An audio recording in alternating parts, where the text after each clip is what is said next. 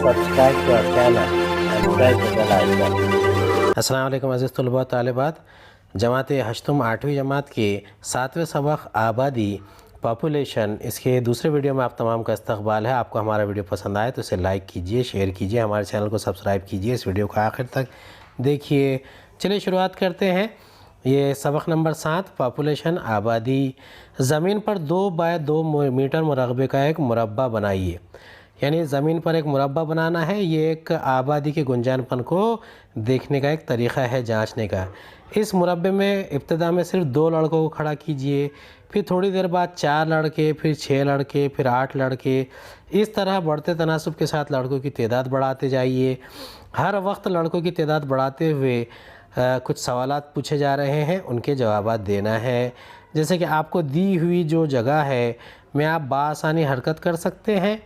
मुरब्बे के अंदर मज़ीद लड़कों को अगर खड़ा किया गया तो क्या ये ठीक होगा? अब ये इसकी जवाबात क्या है? यानी यहाँ पर देखिए तस्वीर में हमें नज़र आ रहा है तजुर्बा करते हुए तलबा। अब इसमें क्या नज़र आ रहा है? ये किस चीज़ को ज़ाहिर करता है? इसकी जोग्राफ़ियाई वजाहत। आबादी का गुंजानपन किसी इलाके की कुल आबादी और इस इलाके के कुल रकबे के तनासब को आबादी का गुंजानपन कहते हैं। यानी फ़र्ज़ कीजिए कि एक छोटा सा तालुक़ा है या एक शहर है, जैसे कि शहर जालना है या फिर मालेगांव है, तो वहाँ पर जितना इलाक़ा है जो रहने के लिए जगह है और उसके लिहाज से आबादी है, तो उसके तनासब को आबादी का गुंजानपन कहते हैं। आबादी की तक़सीम की वजाहत करते वक्त आबादी के गुंजानपन को मलहूज़ रखा जाता है। यानी आबादी की तक़सीम को कैसे ज़ाहिर करेंगे? आबादी के गुंजानपन को मलहूज़ रख कर।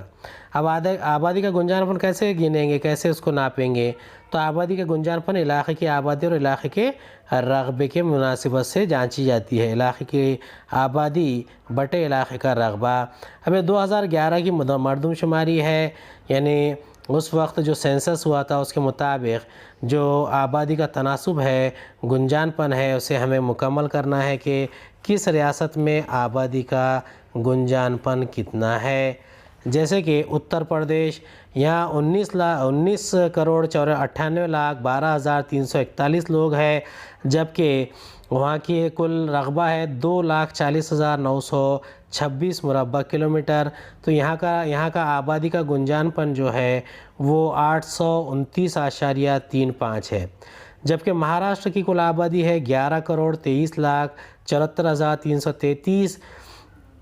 तो यहाँ पर इसका जो रकबा है वो 3,07,713 मुरबा किलोमीटर है। तो यहाँ आबादी का गुंजानपन 365 अफराद फ़ी मुरबा किलोमीटर है।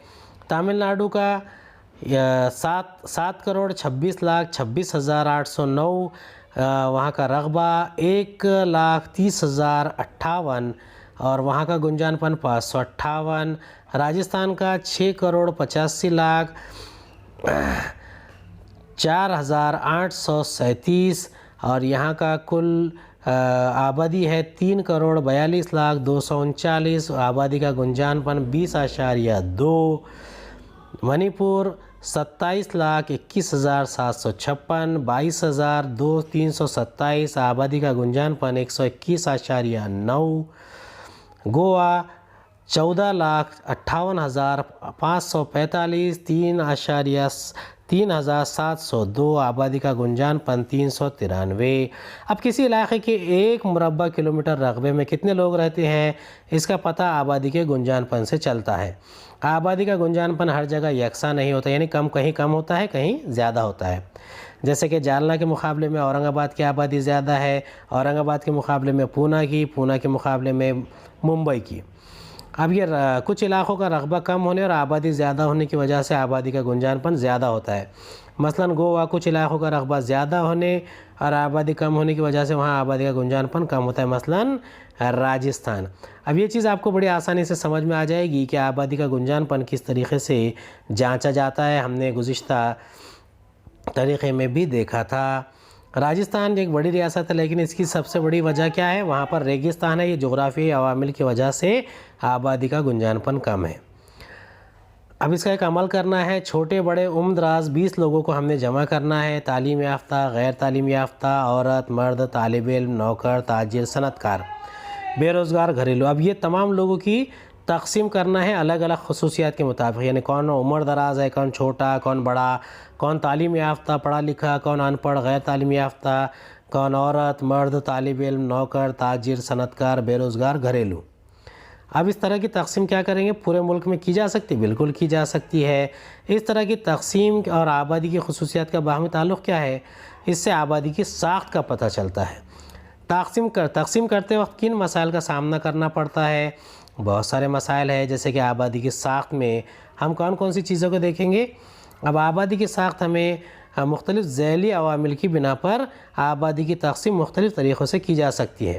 اب ذیلی عوامل کون سے ہیں؟ ذیلی عوامل کے باہمی تعلقات کے مطالعے سے کسی علاقے کی آبادی کی ساخت اور معیار کا اندازہ ہوتا ہے.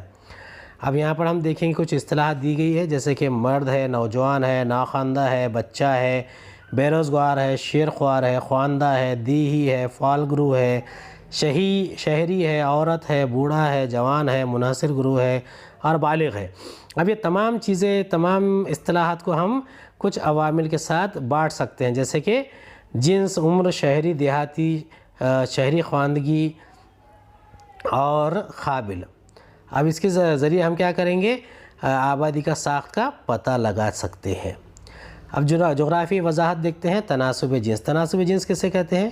جنس کے لحاظ سے آبادی کو مرد اور عورت میں تقسیم کیا جاتا ہے، یعنی جنس کے لحاظ سے کتنی عورتیں ہیں، کتنے مرد ہیں، اسے ہی تناسب جنس کہا جاتا ہے. یعنی فی 1000 مردوں کی تعداد کی عورتوں کی کل تعداد کتنی ہے، یعنی 1000 میں سے 929 ہے، 992 ہے، یا 1013 ہے، 1322 ہے، یہ تناسب جنس رہے گا. یہ سب سے فطری اور آسانی سے سمجھ میں آ جانے والی تقسیم ہے. یعنی یہ فطری چیز ہے. اگر ایک گھر میں فرض کیجئے کہ ایک شخص کے ایک میاں بیوی کا، ایک لڑکا ایک لڑکی ہے، تو یعنی وہاں پر 100% ہے، 1000 کو 1000 ہے. اگر 2 لڑکے ہیں، ایک لڑکی ہے، یعنی 100 کو 50 ہے. ایک لڑکا ہے، 2 لڑکیاں ہیں، تو یہ تناسب کریں گے ہم. آبادی میں دونوں ہی ہم جنس کا عام طور پر یکساں تناسب آبادی کے توازن کو ظاہر کرتا ہے، یعنی تناسب یکساں ہونا. دونوں میں عورتوں کی تعداد 1000 ہے تو مردوں کی بھی تعداد بھی 1000 ہونا. آبادی کے مطالعے میں عورت اور مرد کے تناسب کو بہت اہم مانا جاتا ہے.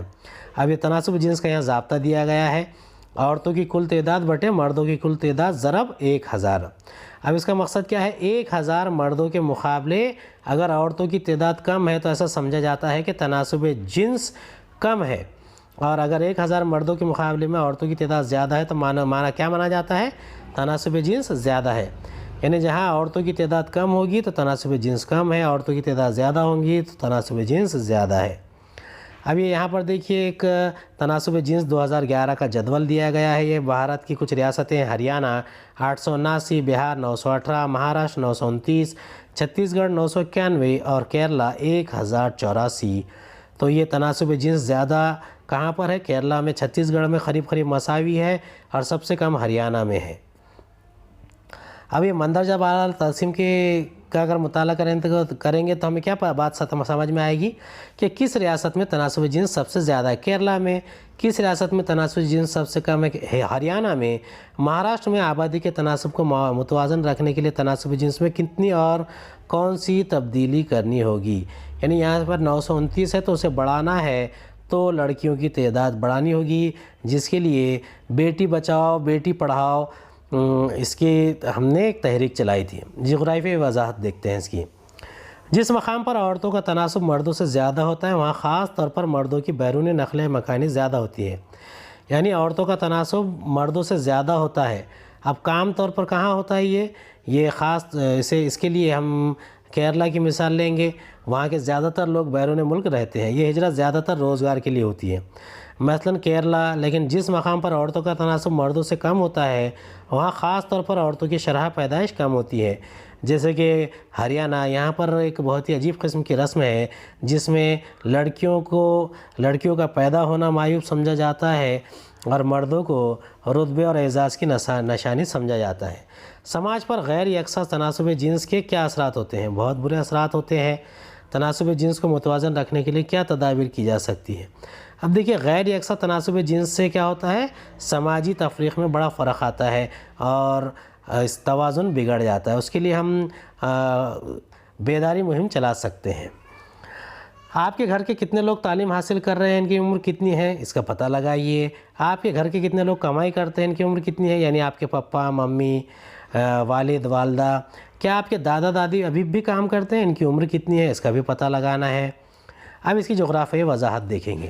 بلحاظ عمر آبادی کا تناسب، کسی علاقے کی آبادی کو جب عمر کے لحاظ سے مختلف گروہوں میں تقسیم کیا جاتا ہے تو اسے عمر کے لحاظ سے آبادی کی ساخت یا عمر کے لحاظ سے آبادی کا تناسب کہتے ہیں، یعنی کہ 0 سے 15، پھر 15 سے 59 یا پھر 60 سے اوپر۔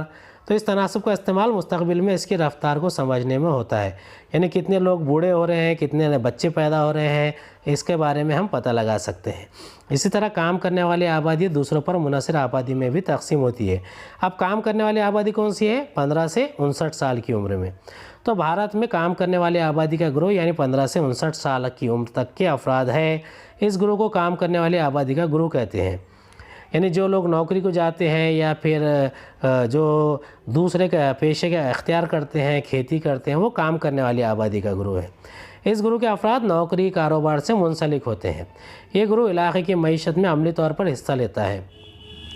علاقے کی معیشت یعنی جہاں پر بڑے پیمانے پر کام کاج کیے جاتے ہیں ترقی کے لیے یا دیگر کام۔ جن علاقوں میں ایسے گروہ اور ان میں نوجوان افراد کا تناسب زیادہ ہوتا ہے، ایسے علاقوں کی ترقی بہت تیزی سے ہوتی ہے۔ جیسے کہ بھارت جو ہے ایک ترقی پذیر ملک ہے، یہاں پر نوجوانوں کی تعداد دنیا بھر میں سب سے زیادہ ہے، اس لیے بھارت بہت تیزی سے ترقی بھی کر رہا ہے۔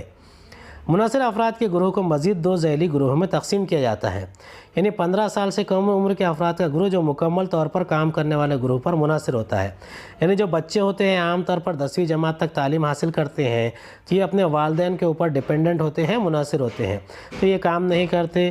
دوسرے 60 سال یا اس سے زیادہ عمر کے افراد کا شمار بھی منحصر افراد کے گروہ میں ہوتا ہے، یعنی دادا دادی نانا نانی جن کی عمر 60 سال سے زیادہ ہے، تو ایسے افراد کو سرکاری نوکری سے بھی ریٹائر کیا جاتا ہے اور دیگر کام کرنے میں اتنے زیادہ فعال نہیں ہوتے۔ لیکن اس گروہ کے افراد کا علم اور تجربہ بڑا قیمتی سمجھا جاتا ہے، یہ پورے سماج کے لیے فائدہ مند ہے۔ یعنی جو 60 سال سے عمر کے جو افراد ہیں، ان کی جو علم ہے، ان کا جو تجربہ ہے، وہ بہت ہر طریقے سے فائدہ مند سمجھا جاتا ہے۔ کام کے لحاظ سے آبادی کی ساخت، یعنی کام کون سے لوگ کون سا کام کرتے ہیں، کون سے پیشے میں منسلک ہیں۔ کسی علاقے کی آبادی کو کام کرنے والی آبادی اور کام نہ کرنے والی آبادی کے 2 گروہوں میں بھی تقسیم کیا جاتا ہے۔ جو لوگ کفیل گروہ میں شامل ہونے کے باوجود کوئی نوکری یا کاروبار نہیں کرتے، انہیں کام نہ کرنے والی آبادی میں شمار کیا جاتا ہے، اور کام نہ کرنے والی آبادی کے افراد کام کرنے والی آبادی کے افراد پر منحصر ہوتے ہیں، یعنی جو 0 سے 15 اور 60 سے اوپر کے لوگ جو کام کرنے والے 15 سے 59 سال کے لوگوں کے اوپر منحصر ہوتے ہیں۔